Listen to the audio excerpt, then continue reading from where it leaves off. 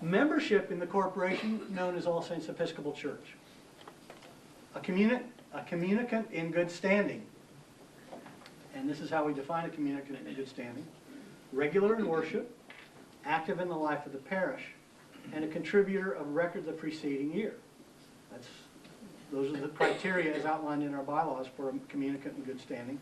And there are other criteria, other documents that outline criteria for a communicant in good standing, diocesan and national constitution canons.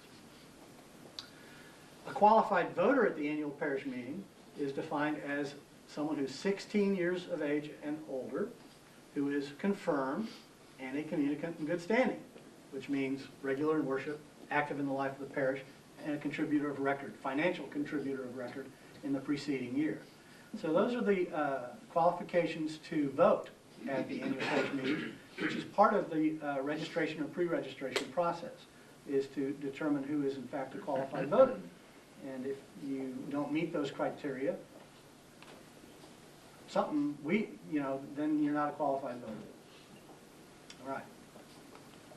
There is a nominating committee called for by the bylaws of the corporation. The nominating committee consists of the rector, the senior warden, who's the chair of the committee, the junior warden, treasurer, and all the outgoing vestry members, as well as the chairs of each of the program commissions: parish life, evangelism, worship, pastoral care, youth, outreach and mission. I missed one. Christian Ed. Christian Ed. Thank you. Christian Ed. That's my mother home. That's my motherland. Christian Ed is my mother. The nominating committee shall review and present to the vestry candidates for election to vacancies of the vestry and delegates and alternates to the diocesan convention to be filled at the annual parish meeting. So that's the function of the nominating committee. They are to solicit suggestions from the membership, which we've done every year with these forms that we stick in the pew bulletins for several weeks prior to the annual parish meeting. The nominating committee is to verify the canonical qualifications of any suggested folks. And then the committee is to select from among all the suggestions a double slate of nominees for each vacancy to be filled. So if we have 5 open spots on the vestry, they're to come up with 10 names for the 5 slots. If we have 7 delegates to fill, they're to come up with 14 names for the 7 slots. Nominations from the floor may be accepted, but must be submitted prior to Friday before the annual parish meeting, so that their canonical qualifications may be verified. So there aren't actually any nominations from the floor at the time of the meeting. It would be embarrassing, in the least, to have somebody nominated from the floor at the meeting and then have someone else say, well, you haven't given one red cent in 2008, or you're not confirmed, or you're not, whatever. It's just, we'd rather not do that in public. So the nominations from the floor must be received prior to Friday close of business, so that their canonical qualifications may be verified. Now, this brings us to 2 controversial subjects. And I guess I can turn this off for the time being because I don't have anything. Well, I'll leave that up for a minute. The oath of office and the vote on whether to stay or leave the Episcopal Church. I'm not sure which we ought to do first. The oath of office, we'll start with that one. We have had an oath. Isn't that something made up by the steering committee?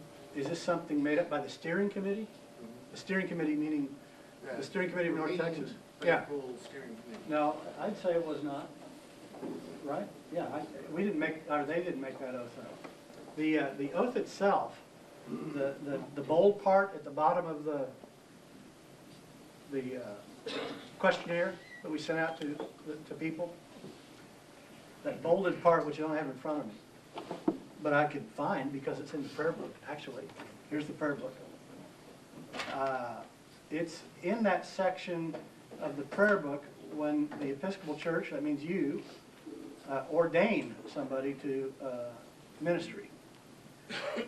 And it's an oath that I've I've been ordained twice. I've been ordained a deacon and ordained a priest. And I've had to swear out loud twice and sign the declaration twice. As part of the deal, if you are going to be ordained a priest or a deacon or a bishop, then you have to swear and sign this oath. And so that's that bolded part at the bottom of the oath that was sent out this year. Comes right from the prayer book. And it says, I solemnly declare that I do believe the Holy Scriptures of the Old and New Testaments to be the Word of God and to contain all things necessary to salvation, and I do solemnly engage to conform to the doctrine, discipline, and worship of the Episcopal Church. So we say that, and then in the presence of everybody at an ordination service, the ordinand then signs that same thing, and it's kept in a book at the diocesan offices. That, what I just read in the bold part of the oath that was at the bottom of this year's questionnaire, has been, over the last 20 years or so, on almost all, not quite all, but almost all questionnaires that the nominating committee has sent out to possible nominees. I don't have them from every year, but Connie sent me 3 from her past, and I don't remember the years, 2000. 92, 93, and 98. Yeah, Connie's questionnaires that were sent to her when she was being considered for vestry in 92, 93, and 98 had this exact same oath at the bottom of it. The 2003 one had the exact same oath on the bottom of it, because I have a copy of that one. And so it's a not infrequent thing to happen on a questionnaire that we send out to possible nominees. And it's not something we just made up. Okay, it's been something that we've required in the past. Now, for some reason this year it's been a controversial thing, but at no time in the last 20 years has anybody objected to signing an oath stating that they believe in the Bible and that they would exercise their office, if elected, in accordance with the Constitution and canons of the church in which they were an officer.